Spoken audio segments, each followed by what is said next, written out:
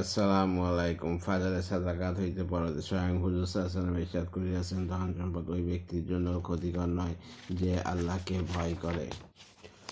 আমার অর্থাৎ লেখকের বংশীয় মুজিবদের মধ্যে মুফতি ইলাহি বখশ কান্দরবাড়ি রহমতুল্লাহ, যিনি বিখ্যাত ফকিহ হজরত শাহ আব্দুল আজিজ দেওলভী রহমতুল্লাহর বিশিষ্ট শাগরেদ ছিলেন।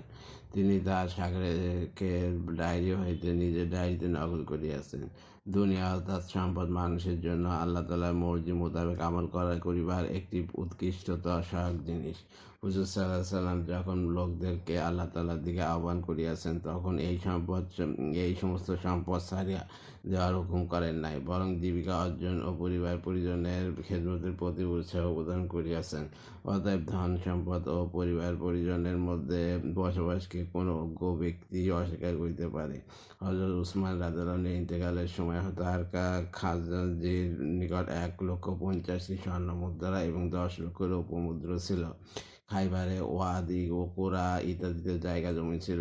উহার মূল্য 2 লক্ষ স্বর্ণ মুদ্রা ছিল। হযরত আবদুল্লাহ ইবনে জুবাইর রাদিয়াল্লাহু সম্পদের মূল্য 50,000 স্বর্ণ মুদ্রা ছিল।